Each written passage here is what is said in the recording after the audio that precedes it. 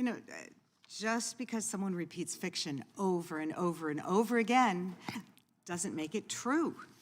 We all want an immigration system that works, a border that is secure, and a country that's safe. But our immigration laws are broken and vastly outdated and underfunded for the world that we live in today.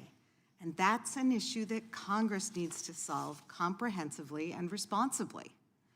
But after taking the oath of office this week, the new president signed more than 200 divisive and politically motivated executive actions that don't further that process of reforming and fixing our border or our immigration system. Included among those orders were several that seemed destined to create more chaos in our immigration system and at our southern border, not less. Because these orders aren't solutions, but political posturing. What do? They eliminate pathways that had been successfully lowering border crossings. They reinstate failed programs of the past. They make it harder to prioritize serious national security threats for enforcement. They have blocked the resettlement of Afghan allies who have been thoroughly vetted and have been waiting years for entry into this country. And there's an attempt to overturn the constitutional right to birthright citizenship, which everyone from the ACLU to the Catholic Church has condemned as being both unconstitutional and inhumane for making those children stateless. These actions do not make our country safer, but the new president and his allies are so deep in the fiction that they have created with their own cynical narrative, one that's designed to sow chaos and anger, that they can't acknowledge reality, much less solve problems.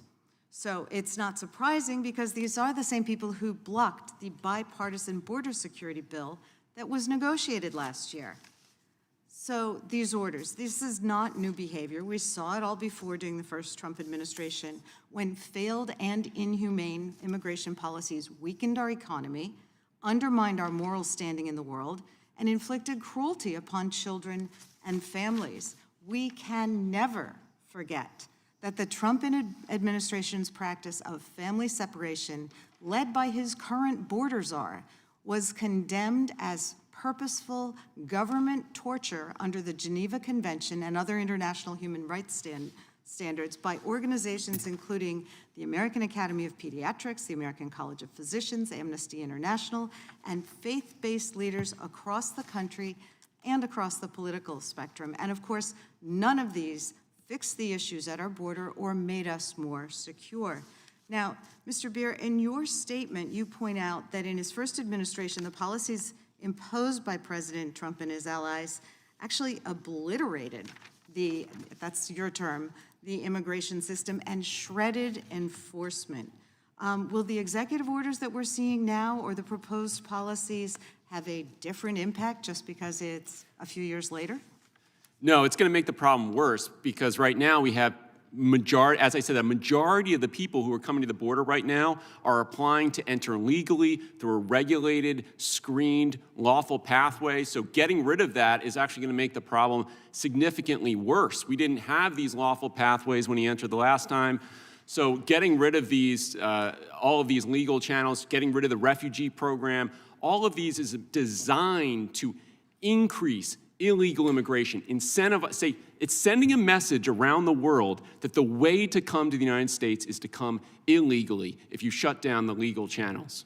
And then, of course, that creates chaos and scenes at the border that allow someone to run again and again and again on the idea that they alone can fix it. Right, and if you look at what happened, you see the Haitians and the Cubans are a perfect example of this. They, for decades, had entered legally, almost 100% crossed the southwest border legally to apply for asylum.